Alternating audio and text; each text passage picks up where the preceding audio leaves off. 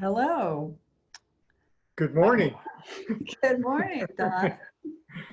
My name is Deborah Hendricks, and I am recording this oral history for the new Pandemic Oral History Project at the Samuel Proctor Oral History Program here at the University of Florida. And today's date is April 14th, 2020. And I'm here in the offices in Pugh Hall speaking by Zoom with Don Obrist. So good morning, Don. Good morning, Deborah. Great to be here. Yes, yes, It really is. That has a new meaning anymore. Right. All right, well, let's start with the basics, and we'll just ask you when and where were you born? I was born in upstate New York, Syracuse, New York, on October 22nd, 1947. Okay, so you're from New York. And did you grow up in Syracuse? Yes, I did. Yes, I did. I spent my formative years, my whole life in Syracuse until about the last 15 years. Then my wife and I decided, we raised our family in Syracuse, Central New York, upstate New York. Most of our family friends are there, or were there. And then about 15 years ago, we decided to move to Gainesville, Florida, and we retired. Oh, wow. So that's quite a change to live in Syracuse all your life. Make the move to Florida, but so you went to school in Syracuse. Did you all the way through, I guess, elementary and high school and all that? Yes, exactly. Elementary school, junior high school, and went to two different high schools, but the only reason I went to two different is they consolidated two neighborhoods, and graduated from high school in Syracuse, 1965. 65. And so at that point, did you make any plans to go to college? Yes, it was always expected that I was an only child, and it was always expected that I would go to college, even though no one in my family up to that point had gone to college. My aunts, uncles, cousin, I had two cousins that had gone to college, but it was really the first generation that actually went to college. But in New York State, they really expanded the opportunity to go to college in the 60s due to Nelson Rockefeller. He was the governor at the time. And they built basically from ground zero the state university system in the late 50s and 60s. And I went to a community college for 2 years in Syracuse, at home, lived at home. It was inexpensive. It cost maybe $50 a semester, very affordable. And it was probably wise that I went to college for 2 years at home, because I don't know if I would have made it going away the first year, only because of the freedom. Let's say at the time it was a bit immature, but I transferred to another state campus, Plattsburgh State. You go, where's that? It's up on the Canadian border, next to Lake Champlain. And it was a 4-year school, and I graduated from there in January 1970 with a degree in political science. Political science. Oh, now, what were you going to use your degree in political science for? That's a darn good question. I had never really thought all the way through, and which wasn't all that atypical of college students at the time. Quite frankly, I was just happy to have gone to college, had the experience, got a 4-year degree, graduated.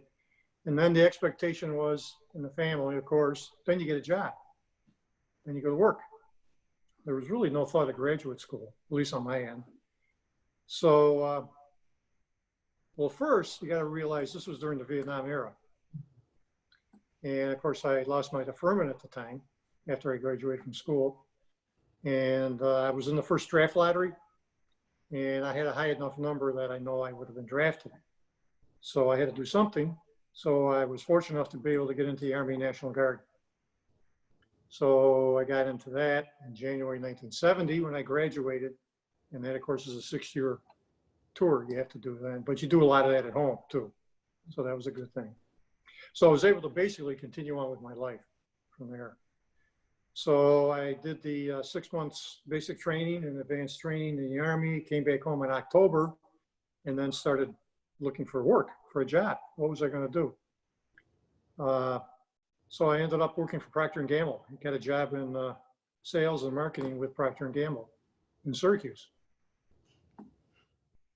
So political science to to sales. That's right. Seems like a natural progression, I guess. I guess. Well, did your degree in political science prepare you in any way to be? Well, let me say this.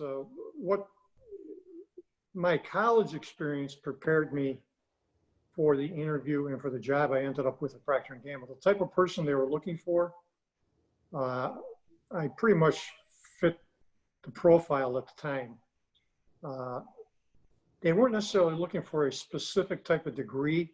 They were looking for people who had achieved and attained as a young person, particularly in college, who had a competitive nature. Those were some of the keys that they were looking for.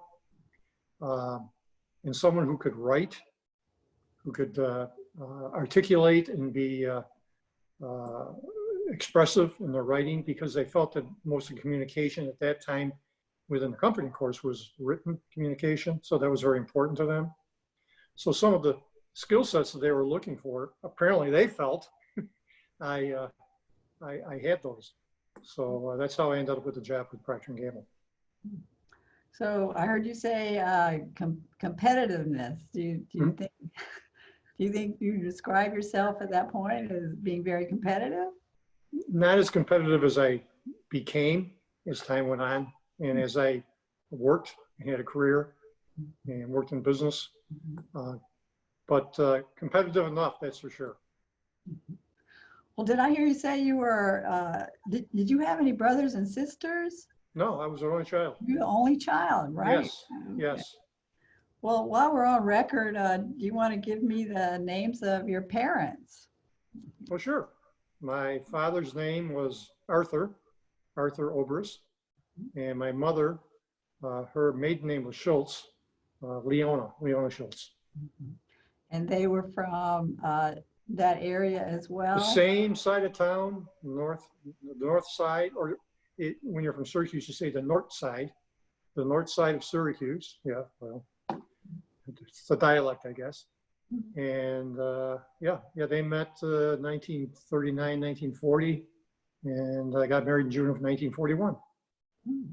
Okay.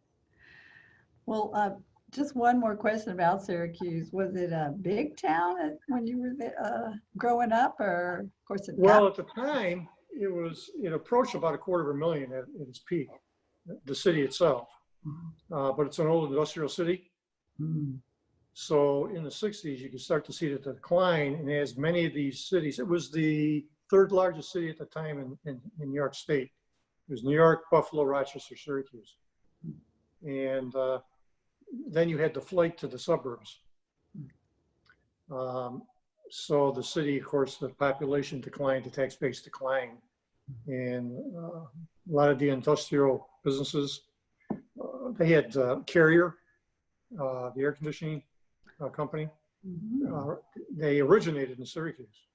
It's hard to believe that air conditioning was an important business in Syracuse, but it was.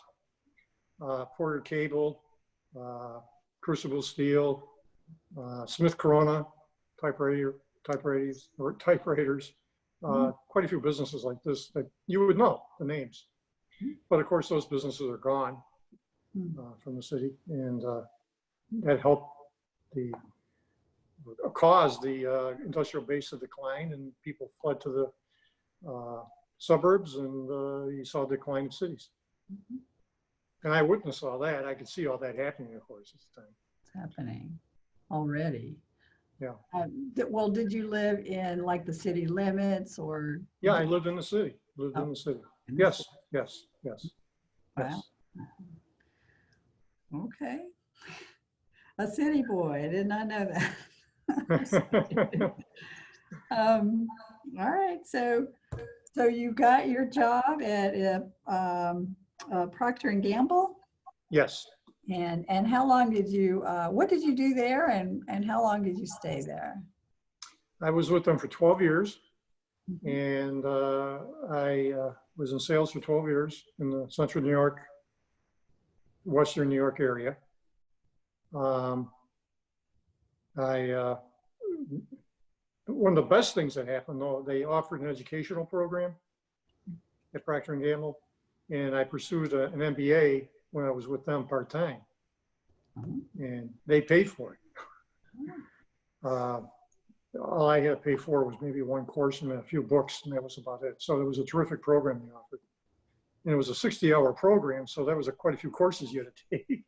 Right. So that was something I never would have been able to afford to, on my own. So I did that, and then I was with them for 12 years until about 1982, I think it was, 82 or 83. So at that point, you had gotten your MBA. I suppose it was in business. Was it business? Yeah, Masters of Business, yes. Mhm. Business. So, where did you go from there? Well, from there, having been in the retail, wholesale, grocery, drug business, you develop a lot of relationships, you meet a lot of people. And I developed a relationship with an individual who wanted to start up their own food brokerage business. Now, what does that mean? Mhm. Well, I worked for Procter & Gamble, and I was the sales representative for all those, for the paper division products. And so I gained a lot of experience there. And what a food broker does, most companies do not have their own sales forces. Most of them hire or they outsource it because financially it makes more sense to them. They only pay a commission, so they only pay on what they sell. Whereas someone like a Procter & Gamble, even if you weren't selling anything, they had to pay you. So for some of these companies, that was much more efficient. So there was a lot of companies out there like H.J. Heinz, Coca-Cola Foods, Mobile Chemical that hired, outsourced that responsibility, that sales and marketing responsibility. So we put together a business, and that's what I did for the next 20, 25 years. Wow.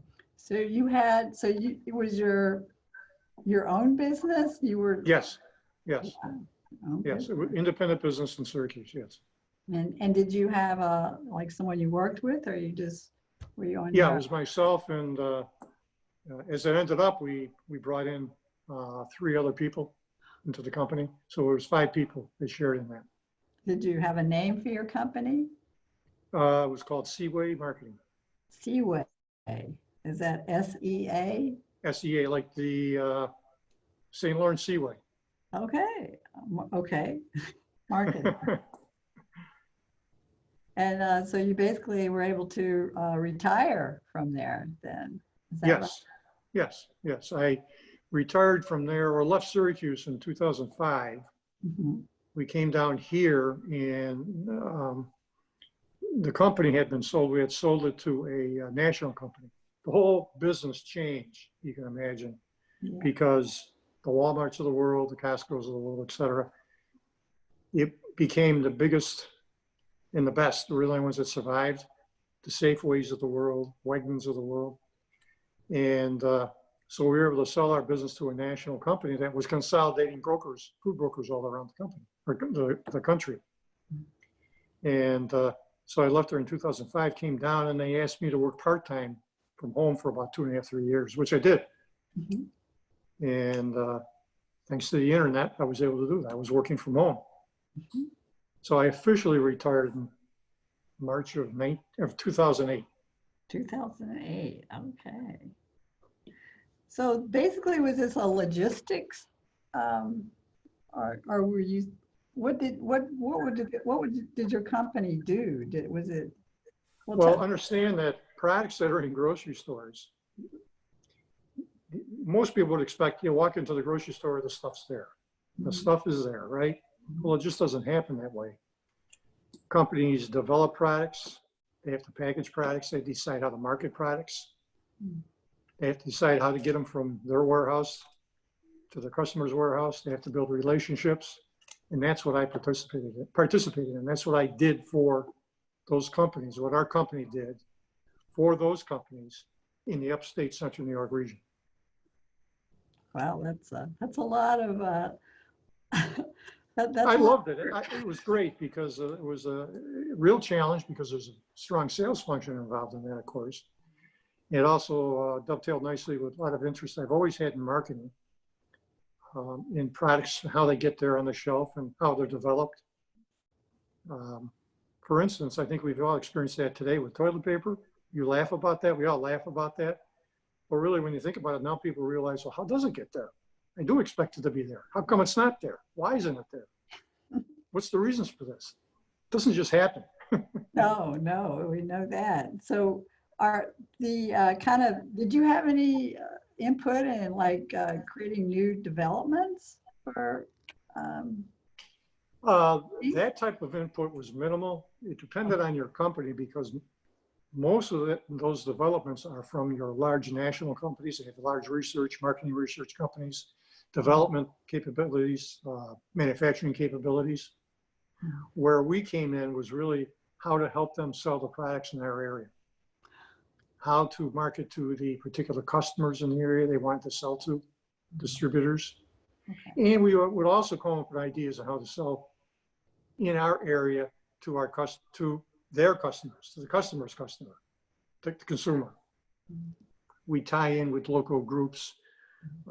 We create programs with charity groups like the Kidney Foundation, organizations like that. So the retailers would tie in with that to help them sell products. Well, it sounds like you really enjoyed what you did. I did. It was very interesting, and it's a people business. People are interesting and great to work with, and you really took a sense of accomplishment when you can take a product and bring it into the marketplace and sell it, and it actually works. Consumer actually receives it well. So you kind of officially handed the reins over in 2008, I guess, so tell me what occupied your time after that? A lot of travel, which we've continued to do up to this point in time. We have two daughters, and of course they live in Chicago and in Washington, D.C., and they each have 3 kids, so we have 6 grandkids. So that kept us busy going back and forth there. Volunteering for the oral history department. Yes. I enjoy that at the University of Florida. My wife and I both volunteer at Shands Hospital, which we're not doing now, of course, because of coronavirus. Yeah. So yeah, we've had it's been busy. It's been very satisfying. So, and while we can get for the record your wife's name. That'd be nice. My wife's name is Florence. And she retired as a school media specialist, which is a librarian. She went to Syracuse University also to get her master's in library science. And she spent 30 years in 2 different school districts in New York State.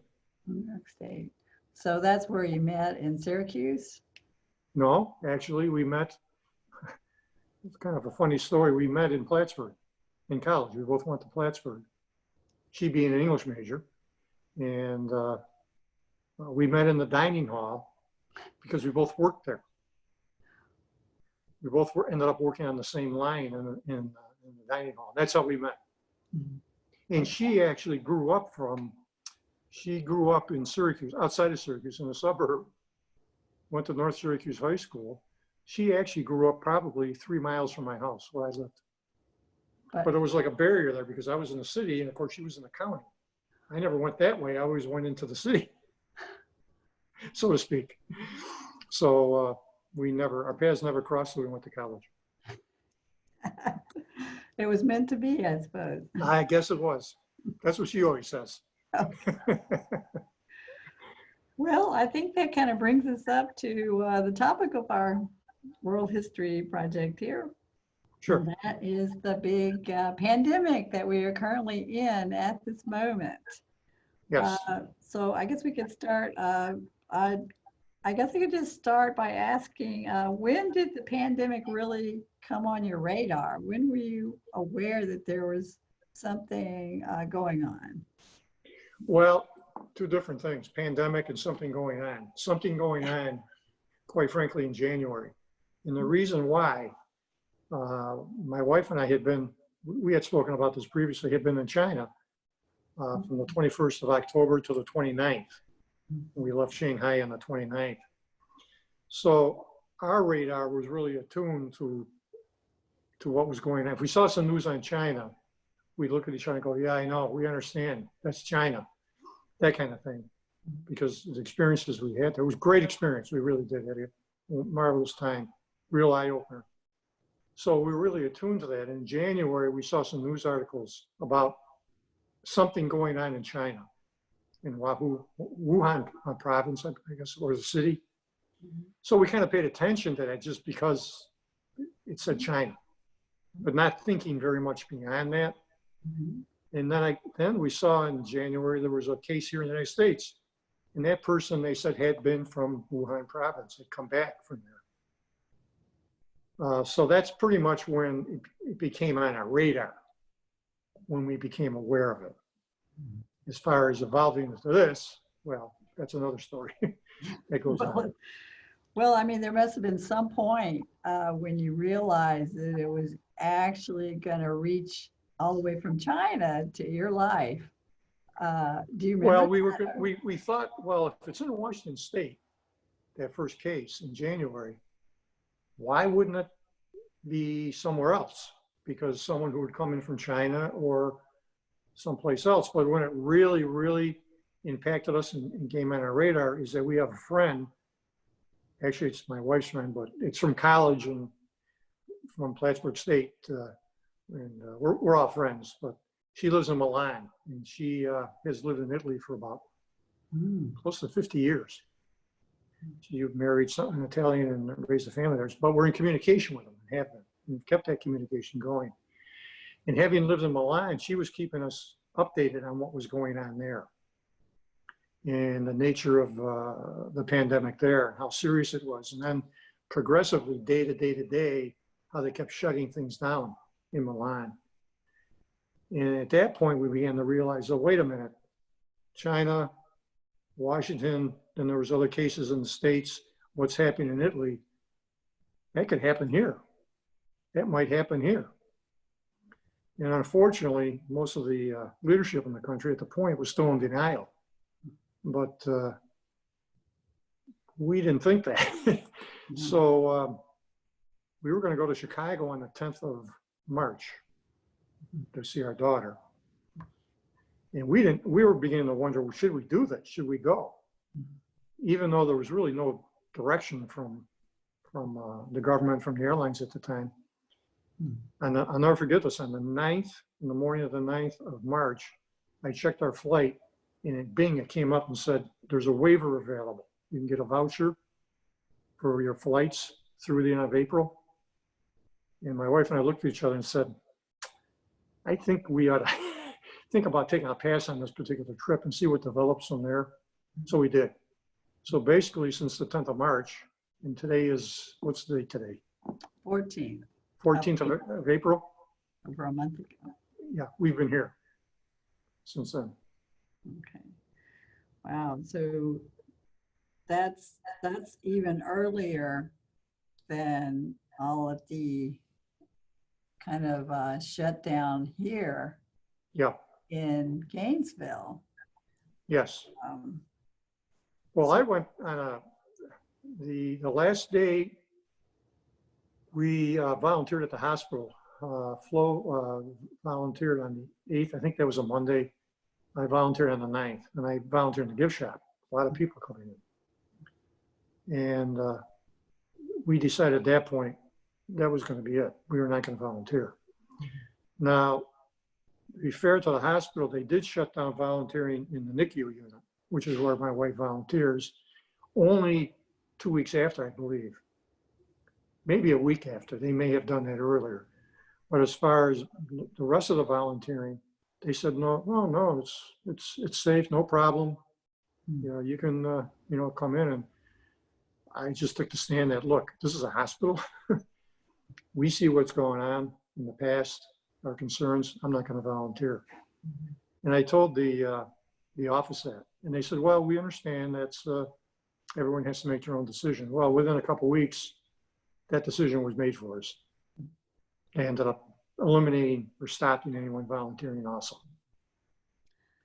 And so at that, but just before you left the hospital, they weren't doing anything special, like No, not allowing people to No. come in. no, and quite frankly, I read in a newspaper, I think that next week, where a dental student had come back from Portugal the week of the 9th. And he felt ill, and he told them, and they tested him, but they let him practice until that Friday. And he tested positive. And I'm thinking at the time, you know, I'm in the gift shop, all these different people coming in, and I see a lot of the people with dental, UF dental line coming in. I wonder if I was exposed to anyone that particular day I was there. So that really sealed it for me at that time. Wow. So did you, at that point, did you call any of your family members and say, hey, you guys need to watch out, or? They were pretty much up on, well, my two daughters and their kids, they were pretty much up on what was going on. And particularly the one who lives in Washington, D.C. And he works for the federal government. And I don't know when they shut that down. I don't remember. It was in a week or so of that, I think, at least. So, but yeah, we've been in constant communication back and forth, making sure everyone's okay. But they're in the same situation we are in now. Inevitably, or eventually, we all ended up in that situation. So when did you actually just decide to stay in your house and, you know, kind of self-quarantine yourself, I guess? Was that in mid-March or? Yeah, we would limit our contacts, or limit it going out starting on the 10th, but didn't really do it until, I think the last time I was in a Publix physically was like the 16th of March. And that only then I ran in quickly to get a couple things. And since then we've been pretty much here. We've been doing the pickup at Walmart, and we've had some really great neighbors who've done some fill-ins for us. So we've been trying to limit it, yeah. So, but when you realized this is what you were going to do, did you make any special preparations? Did you go out and buy a bunch of supplies? And well, let's put it this way: we're not hoarders, but our refrigerator has probably got more food in it than it probably ever has, at least in a number of years. Because we like to keep it, you know, pretty clean, pretty. You know, make sure everything's fresh. I mean, everything's fresh, but we got a lot more than we normally have. Yeah, to try to limit the trips and pickups that we have to. Certainly, yes. Yeah. Well, you're in a kind of an interesting position because you do know how the food is distributed. Yes. Were you ever worried that there might be food? You were. Well, let's put it this way. We'll go back to the toilet paper thing. Yeah, let's do the toilet paper. Because of my background, when I go into a store, because I know how the money is used, the promotional monies, sales, how that's all developed and how they occur, I always keep a real eye on that. And I don't like to pay retail for anything because I know there's a lot of promotional monies there. So that week of the 8th or 9th, I had a feeling that paper products was going to be one of the things to go because of what happened about 50 years ago in this country with toilet paper. So Publix had it on sale, which I thought was great too. Which when you think about it now, that doesn't make sense, does it? You have it on sale, there's going to be a real run on it. But I was able to, I made the move then, I stocked up on quite a bit of it. Because it was on sale, because I had this gnawing feeling there was going to be a problem. Well, since you mentioned that, and this might be a good time to put on the record, and you already shared this story with me, you want to share your experience with the toilet paper shortage? Sure, the first great toilet paper shortage. When I was with Proctor Gamble, I started with them in November 1970. And in December of 1973, there was at least a mindset in this country because of the oil shortage that there was going to be a shortage on commodities, et cetera. Some congressman made some comment about a pulp shortage and toilet paper was going to be the next thing. Well, Johnny Carson, if you remember him from the Tonight Show, picked up on that and made a joke about it. The next day, of course, I was in grocery stores all the time, and I sold Charmin, I sold paper products. The shelves were wiped out. What is going on? So we had a lot of meetings, emergency meetings, what we're going to do. We ended up having to put customers on allocations based on what percent of the business they are, because these mills run 24/7. They only can put out so much product. But people were hoarding the product. And the shelves were pretty much clean until into February when this thing finally settled out. So yeah, that was the first great toilet paper shortage that I experienced. So I was not surprised, for whatever reason why it's toilet paper or paper products, people start hoarding them. And they did. Well, so you had a insider knowledge there. Yeah, for good or bad, I did, yeah. Yeah.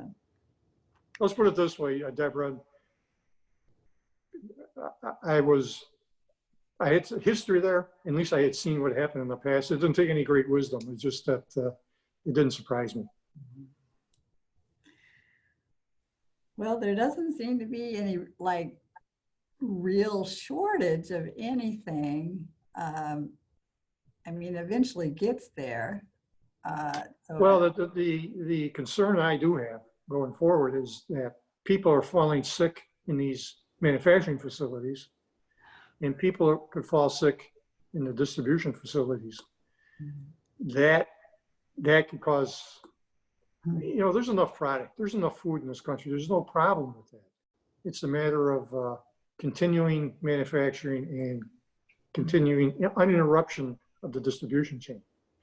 And there's probably going to be hiccups along the way, I'm sure. I don't know what could be next, what could happen, but you're going to see probably some spot, what we call out of stocks. And not because the food isn't there, it's not available necessarily, just because it can't get there on a timely basis. So there's still a lot of human component to the whole supply chain. It's not, absolutely, absolutely. From forget development, because there's not going to be a lot of development of products now, but the actual manufacturing, you have to have healthy people in these plants to keep the plants running. And they run usually 24/7. You have to have healthy people who can truck them, who can transport them, who can warehouse them, get them into the stores, and stock them in the stores. Yeah, I hadn't thought of that. Well, since we're on that topic, since we are in the middle of this kind of shelter in place and can't do gatherings or can't, go outside for the most part, how do you, what do you think is your main source of information now? Do you think it's just listening to the news or, I don't know, people in your life? Or how do you get your information? Well, I either read or scan one or read the other, a couple of newspapers a day. And I do watch television, although I try to minimize it as much as I can. It's so easy to watch television now because you can take the iPad around the house and you can watch CNN or whatever you want to watch. And it becomes like a drug of choice. I find myself watching and going, bing, turn it off, going, why am I doing this? They're not telling me anything new, anything I haven't heard before. So you got to be careful in oversaturation. It's really no different than in the past in the sense that you have to pick what you think is the important points, what is important now and what you think might be important, and how it might affect you and us down the road. Not so much all the analysis and all the opinions and things of that sort, because sometimes I listen to these and I go, why do I care what that person thinks? Why doesn't anybody care what I think? I've got a thought too. So that to me is kind of unimportant. I think it's trying to pick out the news and what's the salient points and how you can act on it if you need to. So do you think that how it affects you locally is more what you're focused on, or do you like to hear what's going on in the rest of the Both. Okay. So is there anything, there's a lot of, they're reporting just nonstop. Absolutely. There's just nothing else in Nothing else. For instance, there's been some major weather and I haven't heard a thing about that. It's been volcanoes and cyclones and we haven't heard anything about that. What is there anything that, unexpected things that you've heard about that you just didn't, anything that stands out that you can think of? That's the result. Unexpected? Yeah, it's like the quietness of everything. You mean experiences or things that I've noticed? Yeah, just things that you've noticed and heard, of course. Well, you mentioned quietness. That's a good point because in our neighborhood, my next door neighbor and I, we've been friends for many years, and we go outside and just stand there and I say to him, listen, that's what you hear, nothing. It's just unbelievable. You see more people out, more people you can wave to, say hello to. Got to know a couple of the neighbors a little better, which is a good thing. See, I mentioned the flow. We were out, we had to go to the post office. I said, okay, let's pretend we just dropped in here and we're driving down Archer Road here in Gainesville. What do you see that you would say, that seems odd? You had no knowledge of what was going on. What do we notice that we would notice and go, why is that? What's going on? A line at Best Buy, people lining up at Walmart, nobody at the post office, just people dropping mail, people with masks, lighter traffic. This is the middle of April. This is Gainesville. There'll be a lot of traffic on Archer Road. What gives you some hints about something that's happening? So it was kind of a game we played. So things like that we notice. Yeah. But not that we go out that often. I think I filled up our gas tanks about 4 weeks ago. I haven't even used a quarter of a tank in either car. Wow. Now think about that, what the impact of that is. We're only one family. Yes. You go to the gas station, for instance, Sam's Club. We belong to Sam's Club. You go over there to get gas. Normally, you have to go all around, you have to wait in line, you have to get on the correct side. Sometimes it's like, why am I taking so much time in doing this? There's no cars. Drove in, gassed up, drove off. Wow. So obviously there's a lot less driving going on. Things like that, if you had just dropped in here, you would notice that and go, why is that happening? What is going on? Well, do you have any trouble? You don't shop though. You don't go in the grocery stores. No, unfortunately, I would always enjoy doing that. So, okay. That was but you go to the post office, you say, and that's about it, huh? Go to Walmart for pickup. For pickup. How's that working out? Actually, I'm very impressed with their system. It's an app-based system. You order, and you can order on your phone. The problem is, and what I've noticed now is when I started doing it, let's say today is Tuesday, you could get a pickup time for Wednesday.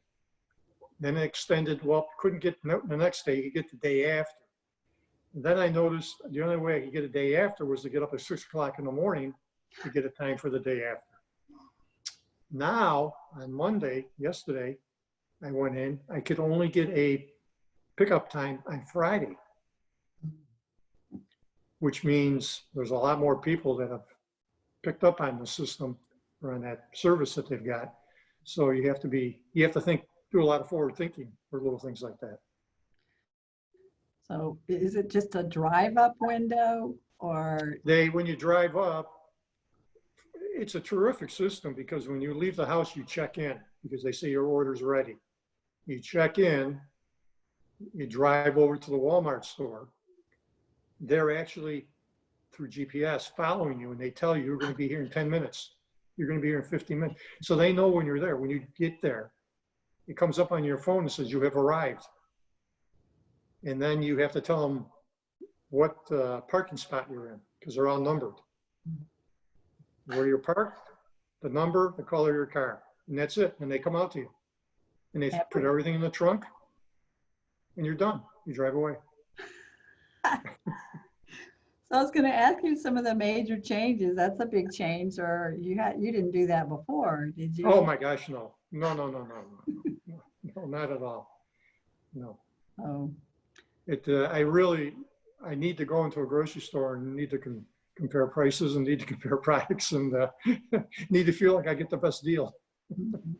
But right now, it doesn't matter. You're just happy to have the products. Exactly. Yeah. Well, so you haven't, I was going to ask if you found people to be, I don't know, a little more kind or maybe outgoing, but you don't really come in contact with strangers. Well, do you? the people I have, yeah. Except for the people who are working at Walmart, I've noticed as the time's going on, it's not that they're not pleasant or anything. They're very focused on what they're doing. I'm sure they have a lot of concerns, their own health.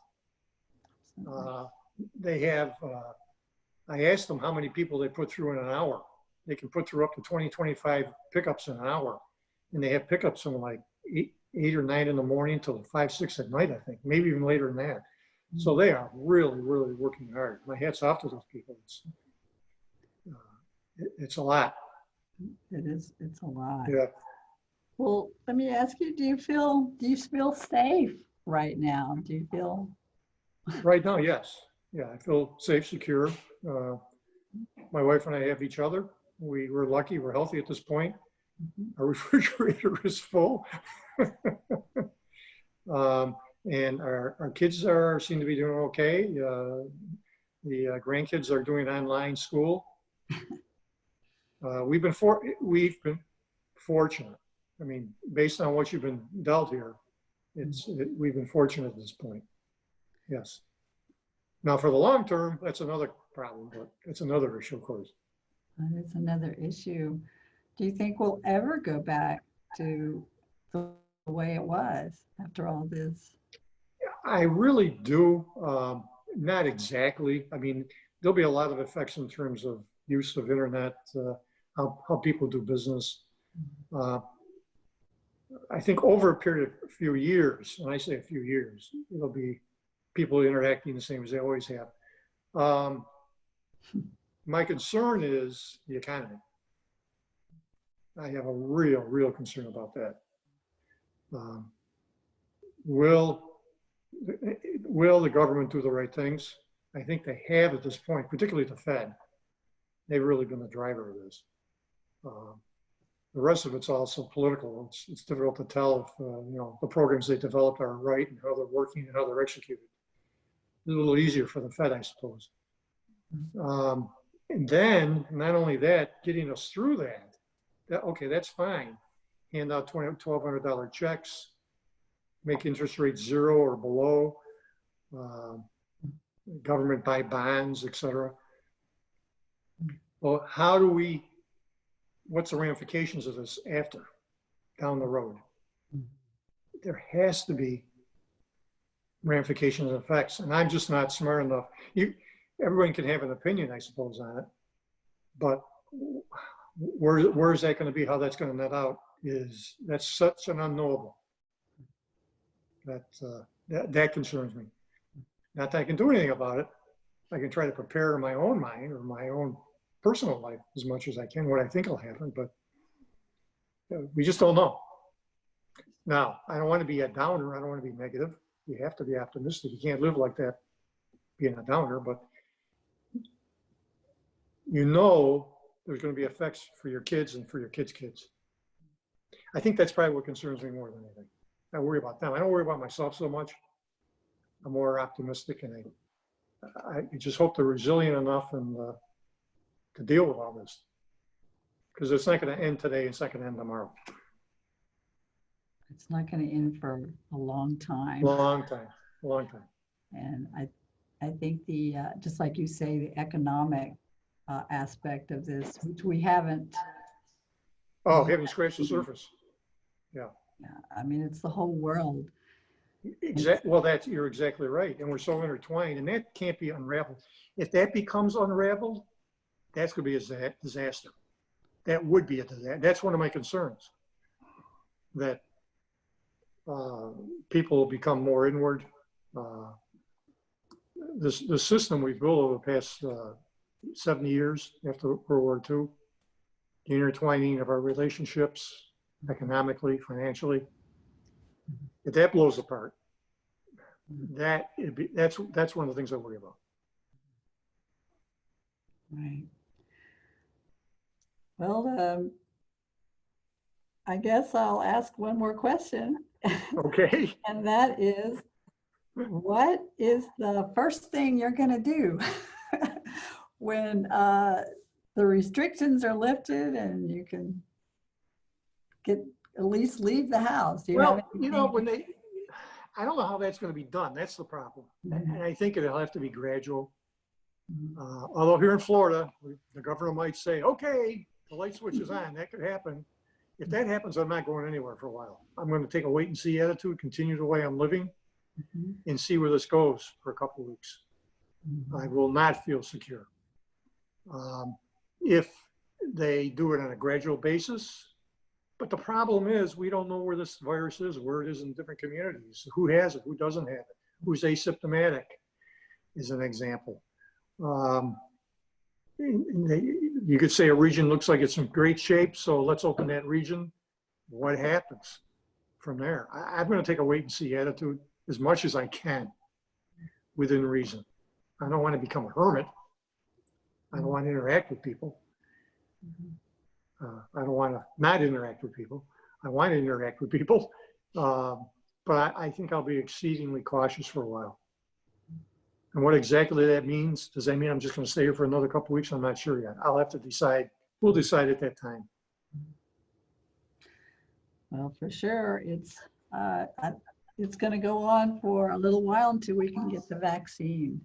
Right. Well, understand too that I can say this because where I am in my life, I'm not employed.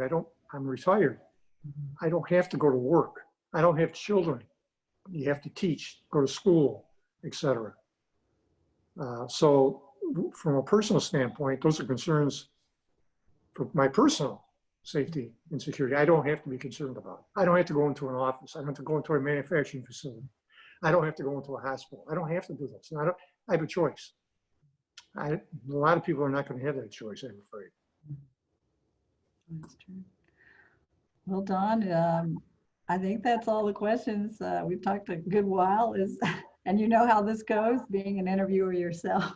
Yes. Is there anything that you would like to wrap up or add for this project?